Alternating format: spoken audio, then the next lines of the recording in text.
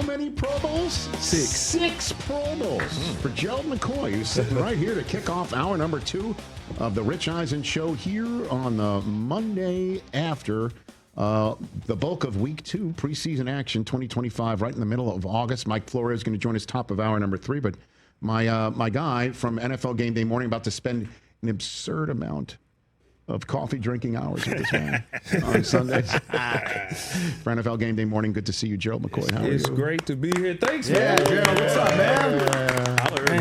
I love traveling. I love working.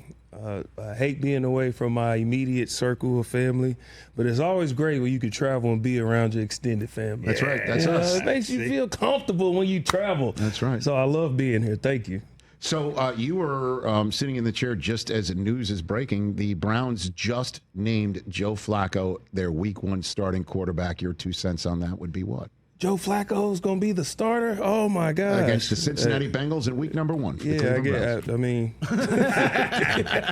I think we knew that. You know, Right. Joe's been taking most of the first team snaps. I think the QB battle has been for number 2 this entire time. Who would you make it? Because Kenny Pickett hasn't played a lick, and you got 2 rookies. You can't go with Kenny Pickett because he hasn't played. So we don't know what he's doing in this offense. So right now, the battles between Shador and Dylan Gabriel. They both did really good things, but they both did some boneheaded rookie things. However, if I'm picking, I'm going with Shador because he doesn't have that antsiness that you've seen from Dylan Gabriel. Like that interception he threw on the sideline was just kind of like a antsy, like, I just got to do something. Whereas Shador is more like, if it's not there, just throw the ball away. Or I might just take the sack. But I'm not just going to force it. So if I need a number 2 that's more patient, that I can trust when chaos ensues, if I'm the coach, I'm going with Shador. Well, and again, as you pointed out, not a surprise that Flacco is the Week 1 starter. I said in hour 1 that the one thing that I think that Shador accomplished was to prove that he can block it all out and get it done. Yes. That he proved that. And if you want to tack on another aspect of his start against Carolina in Week 1 of the preseason, is that no matter who is the starting quarterback of the Cleveland Browns, they will be booed until Shador is the starting quarterback of the Cleveland Browns. I think that has been accomplished. Absolutely. That's what that, whether it's right or wrong, that's what that accomplished. Like, let's see it. Yeah, let's for sure use this season as that laboratory. Yeah. Certainly if, A, Watson will be healthy for next year, and B, there's more quarterbacks to potentially go check out in the draft next year, that which they have a second first-round selection to use because they went ahead and let the Jaguars draft Travis Hunter. Yeah. So that's what I think Shador's 1 to this point preseason start has accomplished. Yeah, for sure. And I think what people didn't think about is how he's been groomed his entire life for this moment. You worked with his dad. We've all seen who his dad is for years upon years. And I know the way I raised my son is because of me, you're going to be put into uncomfortable positions and situations that are unfair to you simply because of what your name is. When I show up with my son, who's 11 years old, he's a defensive tackle, he has my face, he has locks just like me, they're going to automatically expect him to be exceptional. But because I understand that, I've raised my son for these situations. So we train for that. With how my son talks. You see, my son was on NFL Network. I brought him with me. He traveled with me this preseason to all the different training camps because I'm grooming him right now for when these situations happen to be prepared for them. We went to Philadelphia. He got to see what the champs look like.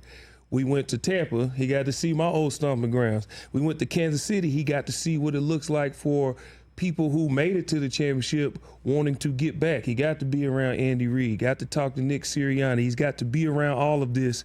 Then I sat him down in the chair and he got interviewed on the spot. I'm grooming him for all of these moments that may come about. And I'm me. I'm not Prime. So imagine what comes with being Coach Prime. So he's groomed Shedeur for these moments. And Shedeur, before the game that week, they asked him, what can we expect from you? He said, have you watched me play college football? It's going to be the same thing. I'm still me. Just because I got drafted in the 5th round or I might not be playing with the starters, I'm still me. So I think people underestimated how long he's been being groomed for this moment. But because of that, and he went and performed, now you put pressure on the Browns to every time Joe Flacco have an incompletion, that stadium is going to light up with boos. That's what I'm saying. That's what I think Shedeur accomplished. And it's an interesting point that you make right there. I wouldn't know. My dad was a French teacher who loved Judy Garland. So it's different for me in the way I grew up. I've got Gerald McCoy here on the Rich Eisen Show. Your takeaway of Caleb's start, his first one that we saw with Ben Johnson and his new digs and his new tight end and his new offensive line. I mean, again, what can we glean from a preseason start? What do you take away from that, Joe? When I was asked on NFL Network what I wanted to see from Caleb, first thing I said is he was the most sacked quarterback when holding the ball for 4+ seconds. Get rid of it. Get the ball out of your hands. If you think back to last year's preseason when we seen Caleb Williams, everybody was, oh, this is what he can do. He ran around, spun back around, made a dynamic throw. He made an amazing play. And we said, this is why he's a #1 pick. Look at how amazing these plays he can make. That's cool, but that's few and far between. At this level, you have to take the snap, get your feet set, get the ball out your hand. This year, when he was out there, that's what we got to see. He wasn't running around. He wasn't trying to make any dynamic throws. He took the snap, dropped back, got his feet set, and delivered the pass. He was decisive with his throws, and you could see the growth or you could see the maturity that he's had over the last year and what Ben Johnson can do with him in this offense. He threw some guys open, but these guys were like wide open. But these are looks and reads he might have missed last year. It was a lot of improvising. You know, we'll read as we go. You could tell this offense is very decisive, and he drew it up and said, these are going to be your looks. If it's there, you throw it. There was one where Greg Olsen was talking about the outside linebacker and how that was Caleb's read. And if he sat down, okay, you throw it over the top. If he drops, you go to the next guy. The linebacker sat down, Caleb threw it over the top, we got a first down. That's what you want to see from Caleb. That's the growth you want to see, and that's what we did see. We did see that. That is for sure. Gerald McCoy here on the Rich Eisen Show. Okay, your 2 cents for Micah Parsons right now would be what? If you could get number 11 on the phone and have a few minutes with him, what would, let's put it this way, the question you would ask him, yes, and the advice you would give him. What are you really looking for? Do you want to be here? And my advice would be this. When I was asked this off air, and I told somebody, there's no substitution for experience. And if I had a chance to talk to these guys now, this is what I would tell them. I went through this in Tampa. Not trying to get paid. I had a contract where I was trying to get a new contract. I ended up getting mine. It wasn't like this. Mine was my reasoning for leaving Tampa. I took offense and took something personal when I know that everything's business. So this is what I would tell Micah. Ignore Jerry. Ignore the words he's saying. Jerry's going to be Jerry. We've seen that. Nobody in the history of football has changed Jerry from being Jerry. He's going to say and do what he wants.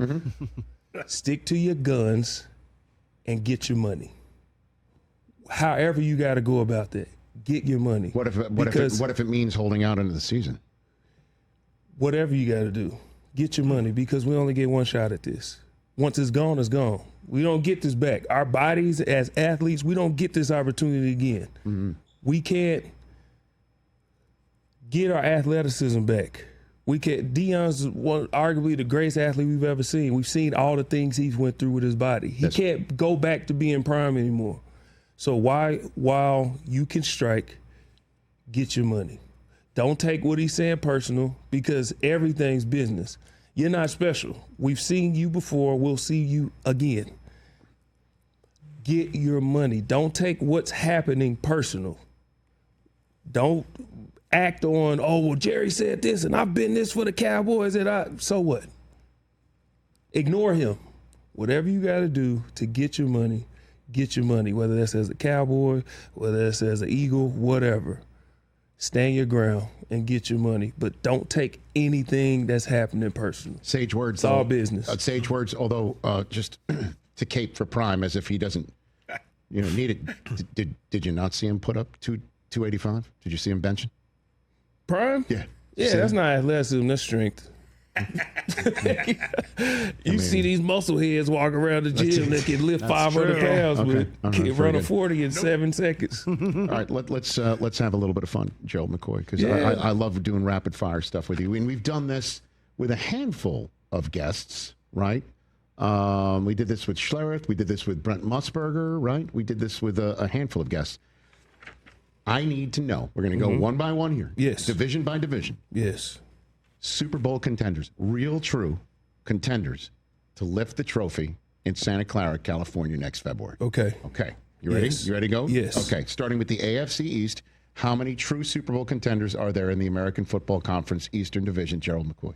One. And that is? The Buffalo Bills. Okay. No concerns? No. Okay. In the AFC North, how many Super Bowl contenders are there amongst the Ravens, Bengals, Browns, and Steelers? Joe McCoy. 2. And they are? Ravens and Pittsburgh. Pittsburgh. Ooh, all right. Now, let's chew on that one. Why do you believe the Steelers are a Super Bowl contender? The Steelers have been in a situation where they've been good enough to win, but they haven't had a guy that could push the ball down the field. And you think Rodgers will be able to do that? And they will only go as far as Aaron Rodgers is willing to sit back on the bus. How far back on the bus are you willing to sit? You can't drive the bus anymore. You remember you sat next to me when I told you that I believe he should go to the Steelers because he can't transcend Mike Tomlin. He's not going to be able to drive the bus this time. And if he's willing to sit back a few seats in the back of the bus and just ride the bus and do what we need you to do, Pittsburgh is definitely a contender. Well, so far, he has shown he can absolutely be comfortable doing that. I mean, that's all. Yeah. That's all he's been face forward, and have all his teammates saying, behind closed doors. Yeah, absolutely. And that's what I've been saying as well. Is like last 2 years, Jets were like, please show us how to do this. Yes. Okay. We got the young guys who need to be shown how to do it from somebody in the locker room. Yeah. We need an offensive mind, neck up, as a quarterback. Please show us how to do all of this. And that didn't work very well. No, and I don't think. But now he doesn't have. That's not it for him. You don't have to do that with this group. And everybody's not that. There's different types of leaders. That's why when the back and forth, when people made a big deal of Baker and Tom Brady, talking about the types of leaders. Yes. Everybody leads differently. That I'm getting all these young guys to do this and not. We seen in Green Bay, his last year at Green Bay, that's just not. He needs vets that know how to play the game, that can get on the same page, and they can. So I believe this group has an opportunity to really do something special. Steelers have that. Absolutely. There's no doubt about that. And the Bengals aren't on this list because of why? It's the Bengals. Okay. We see this every year. We see this every. They don't even. Is Trey Hendrickson in uniform? No. And he was the whole defense. Okay. And that defense wasn't all that. All right. And he was he. AFC South has how many Super Bowl contenders in it? Come on now. You don't think the Texans are Super Bowl contenders? Houston? Yeah. Yeah, let's go Houston. Okay. Houston. I mean, I don't want to twist your arm. No, Houston. I'll make him force you into that. Yeah, no, Houston. Gerald, you're bigger than he is. Houston, Come on now. Actually, I really like Houston. Yeah, no Houston's defense is that front. joke. That front is no joke. That front can go. And the back end, and too, and if CJ can shake back from last year and get back to form. Even with the, and I understand what you're saying. That. Even with that, they won a playoff game. They were in the Final Four of the AFC again. Oh yeah, no, Houston's a definitely contender for sure. All right. Yeah. The AFC West has how many Super Bowl contenders in it? Joe McCoy. Feel like we should play some sort of game show music. The music. Well, the Chiefs are one, right? Are the Chiefs not one? The Chiefs Come are on. one. Okay. The Chiefs. All I'm right. trying to. I want to be fair. All right. Very good. Oh my goodness. 2. And the other team is? The L.A. Chargers. You're not on the Broncos bandwagon, are you? Not yet. Why is that? Not yet. I love Sean Payton. He's one of my favorite coaches of all time because I compete against him. I know what he can do with a team. Yeah. I don't trust Bo Nix yet. You don't trust Bo Nix yet. Okay. Not yet. All right. Not yet. He had a good rookie year. He sure did. But he didn't show me like, woo, he could take that next step rookie year. Like Okay. Jaden Daniels, he had one of those years where you like, okay. Well, if not for Jaden, though, Bo would have been Offensive Rookie of the Year. No? Him and Brock Bowers would have had more of a neck-and-neck battle. Yeah, him or Bucky Irvin too. Oh, okay. Yeah, Okay. I don't know why.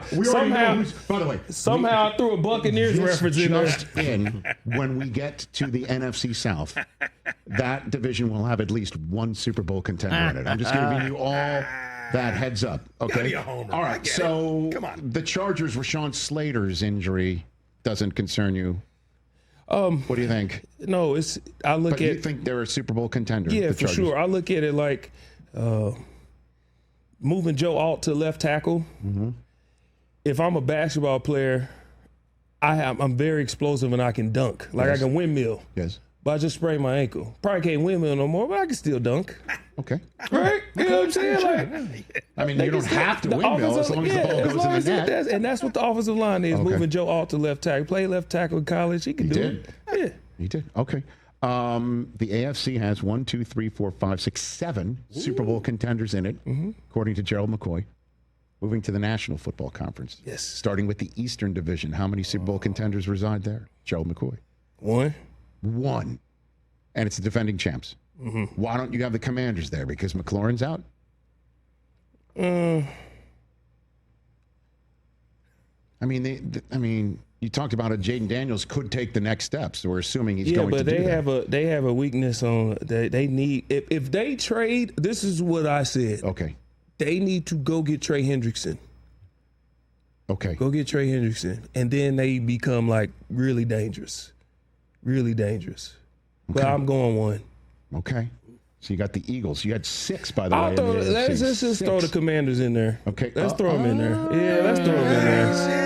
Let's throw them in there. Hey, he still had his finger on the chess piece. Yeah, let's throw the Commanders in there. Yeah. All right. No Cowboys.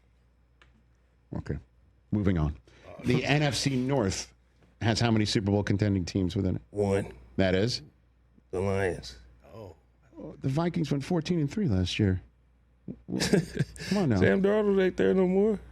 Okay, so Sam Darnold, you don't think J.J. McCarthy can be Sam Darnold-like? We haven't even seen him play. Oh, I have. That don't count. Rich is all over here. That was glorified high school football. Wow. Yeah. What was glorified high school football? Gerald, that's the Harvard of the West you're talking We're talking about, excuse me. I love Joe. You know, I'm just saying, like college. Okay, how many? Rich, you want to talk college football? You know, it's in J.J. McCarthy's year, the year he won it all. Your college. Yeah, I understand. I understand that, but what percentage of college players? What percentage of college players go to NFL? 1%. Okay. So that's glorified high school football. Love it. Oh, man. And then you take the best of that, and then they come play at the NFL. Some of those guys don't even make it in the league. All right. So why do you think the Lions are Super Bowl contenders then? I just don't see them getting any worse. I know Ben Johnson's not there. Neither is Aaron Glenn. I know Aaron Glenn's not there. But I love the culture they built, and I don't see that culture changing. And in that division, the Lions are going to be hard to beat. Arguably the best offensive line in football still. They still have their core intact. Aiden Hutchinson is back. I just believe the Lions can give anybody problems. Okay. And Aiden Hutchinson also played glorified high school football? Yeah, of course. Okay. I played glorified high school football. He's the 1% who made it. Okay. Yeah. I made it out of the glorified high school football. Because we're going to save the best for a big finish. Yeah. NFC West has how many Super Bowl contending teams within it?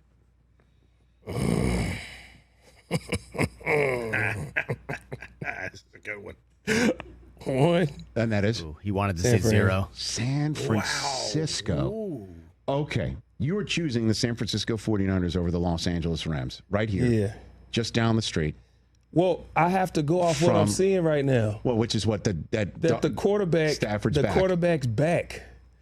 I've seen my best friend in this world had a plate issue, and he couldn't even walk for dang near a year.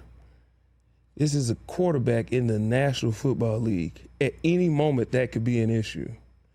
And if we don't know what's happening, they're saying he's not getting worse, but he's not improving. So how long is this going to last? I believe we have the latest. This is the latest? Oh, this is from today. Stafford from today. Yeah. Let's take a look. We always like to do this on NFL Game Day morning. We have Matthew Stafford practice video. Is that what we have? Okay, there he is. Number 9. Yeah, he's not. Okay. Well, I mean, he's not showing us much. There we go. All right. That's a little jog after the throw. He's back. Well, the first one he looked like Fred G. Sanford, but he also didn't know. This is going to be on the Rich Eisen Show. That first Uncle Rico throw was ridiculous. Come on now. Matthew Stafford is walking. Hey, listen, if Matthew Stafford is healthy, the Rams are in there for sure. Correct. He's going to be fine. Look at that guy. His back is tight. You can tell my back is tight walk. My back is tight walk. Yeah. Gonna put Rams with an asterisk then? I've been 300 pounds for a lot of years. I know what it looks like when your back is tight. So Rams are Super Bowl contender dependent on him. Matthew Stafford. The Niners are Super Bowl contender. Why? I mean, they're. I just don't think the window. This is the window's closing. Yes. It's like it's a little air right there, but this is the last of the air of that window of being a Super Bowl contender, into the season. Yes. Okay, so do we put the Rams on this list? Yes. With an asterisk. With an asterisk. Yes. Back asterisk. By the way. It's not a bad fantasy. You have to. Late contender. You need to enunciate those words. Late contender. If you say them in succession. Okay. How many Super Bowl contenders are there in the NFC South?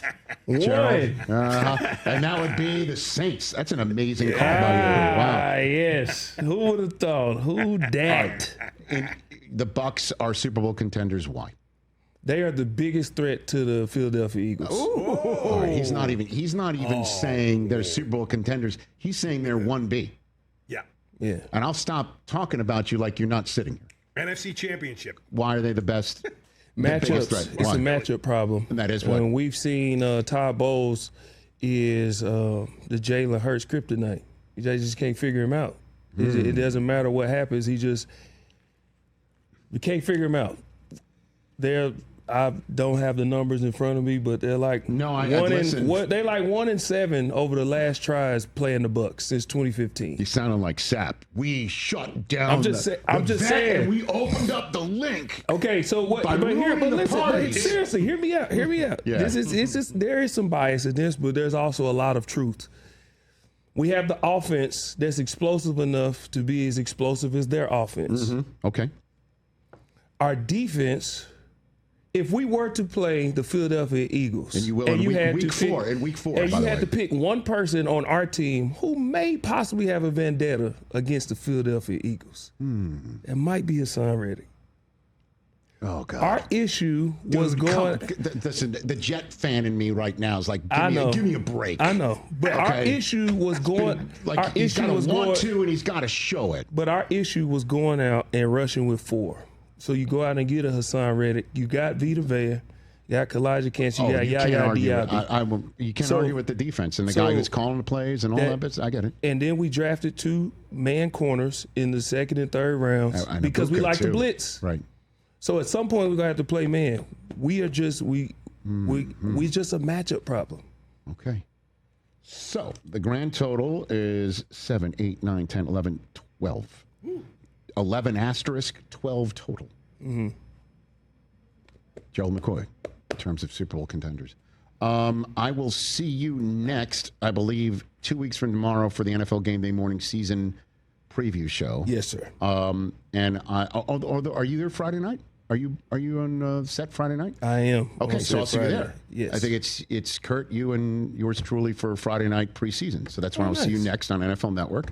And I will seek out the NFL Game Day morning producers and get in right now on who's in, who's out on the playoffs because I will not be stuck with, well, Kurt chose them already. Gerald chose them already. You got to choose something else and look like a fool. Yeah. So, Rich, you do a great job picking games, though. Well, I mean, you do really good picking thanks, games. Joe. I appreciate that. I'm a seer. Yeah. I'm a singer. Sure. I'm a And an seer. entertainer. And a competitor. And a competitor.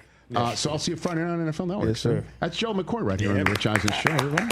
Catch the Rich Eisen Show live weekdays from 12 to 3 p.m. Eastern on Roku Sports Channel in the U.S.